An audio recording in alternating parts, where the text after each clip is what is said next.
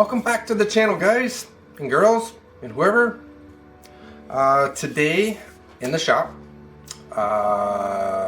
and we're doing a little project, and this is going to be an interesting one. So recently I created a 3D cutting board, and this could be a possible business. It could be anything. For right now, I need to flatten it. So everything's glued up. It looks pretty good.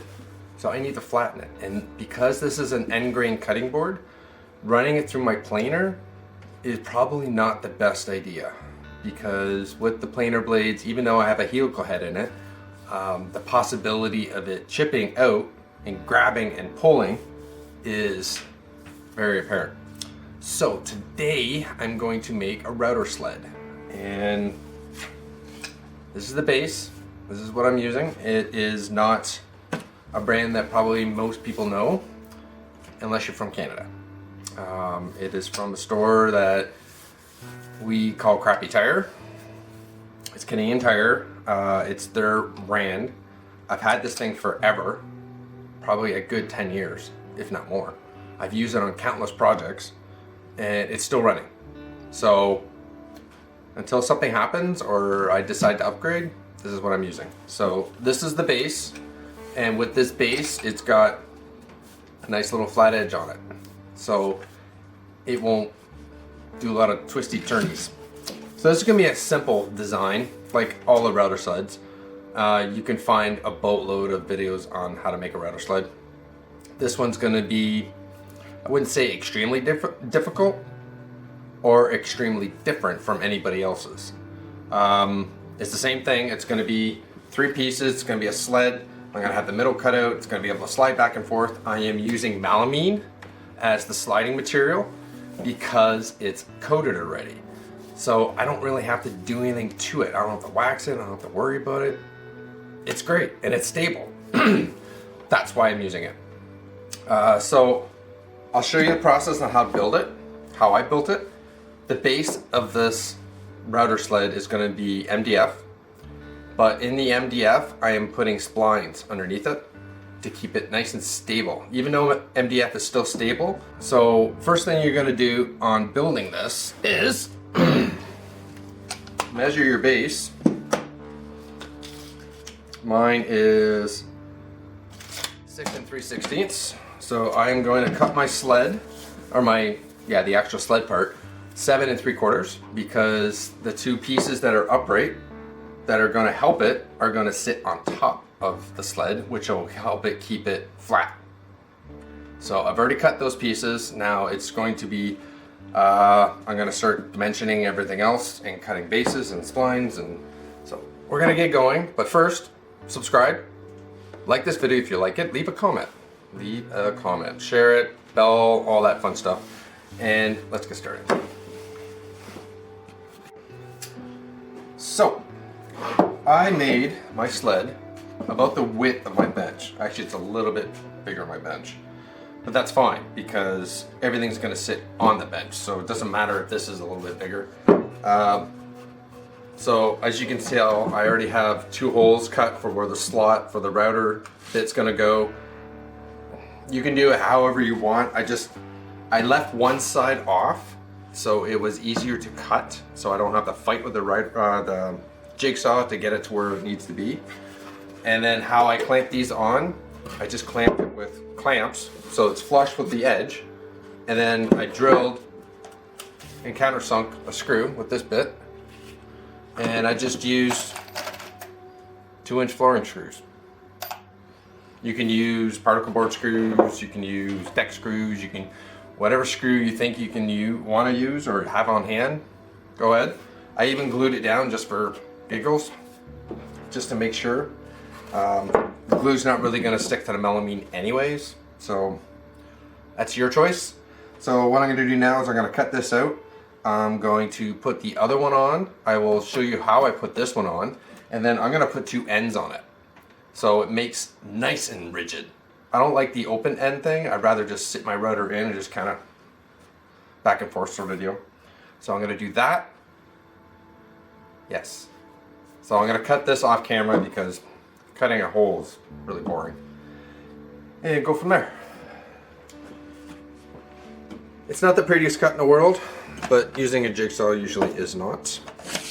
So now I have the other end clamped up, and all we're gonna do, we're gonna drill and countersink and screw it together.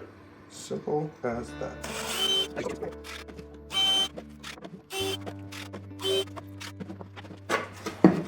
And for the most part, let's get you back up here.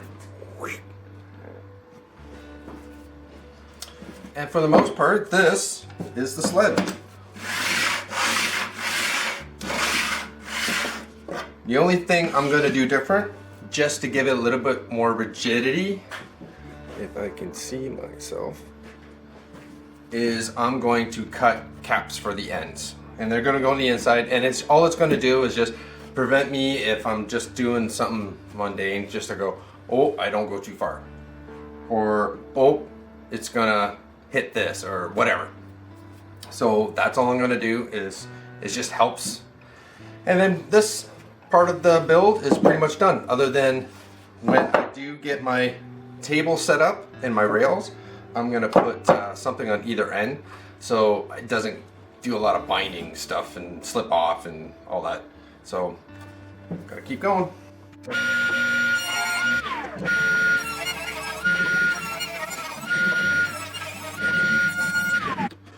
Okay, so this part of the step you don't have to do. This is something that I'm doing because when I use this, it might not be always on this bench. It could be on the table saw, it could be on my little platform. So I made legs. These are gonna sit underneath the MDF. I cut an MDF board that is 24 by 30, which would fit technically 2 cutting boards, which is what I need. I can do 2 at once, make a mess, clean it up, done. So these are gonna go underneath. They're gonna get screwed from up top into this, and then the rails are gonna get attached to this, which I gotta determine the height of right now. So these were easy for me to make. I just made them on the table saw, put them together with screws, you can see the screws, and I just sent them through the planer to get them all the same dimension. That works for me. If you don't have that, make sure everything is flat. Flat. So that way you don't screw up everything else. So I'm gonna put these in, and then I'm gonna figure out my rail height, cut those, and I'll show you how to put those up.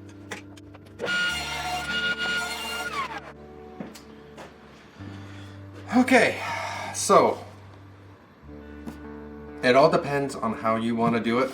For me, okay, let's back up. When I did the webbings underneath, I had to actually put 2 more in because the MDF was already had a little cup in it, so I had to straighten that out. So I can show you underneath what that looks like. And that's pretty much basically what I did. I just have splines on either side just to give it more rigidity, and it worked pretty good.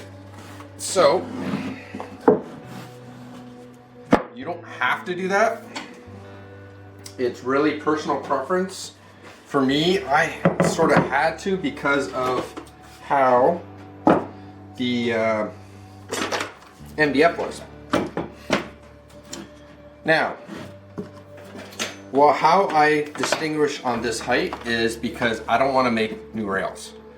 So worst case for me, I did 4.5 from, it's going to be from the bottom of the sled up to where this is. If I get a board that's going to be 2-inch, like somebody wants a 2-inch butcher block or whatever, I can put that in here. I still have room. Right now, what do I have? I have 1.1 inches. I have 1.1 inches from the bottom of the sled to the top of whatever. So in essence, if I really wanted to, I can just put a sheet of 3/4 inch ply underneath this, shim it up, and I can do everything. So I'll screw it down the MDF, and I can shim this up the way I need to prevent it from rocking. all that's left is to screw these to the side of the sled, or this, yeah, sled. These are 4.5 high. They are the same height. I did 2 just because of rigidity. All I need to do after that is make my blocks so this thing doesn't go like that. And that's pretty much it. That's all I got for. Most important thing is to make sure that this to this is going to be the same all the way across. Because if it isn't, then your piece is going to be cockeyed or whatever. That is pretty much it. This is a pretty easy build. Took me a couple hours. There are changes coming to this channel. I will make a video just outlining over that. That is coming. There is way more stuff coming. I'm lining up a whole lot of stuff. So I hope you guys like this video. Give me a thumbs up, subscribe.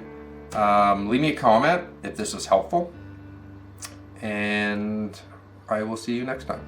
Bye for now.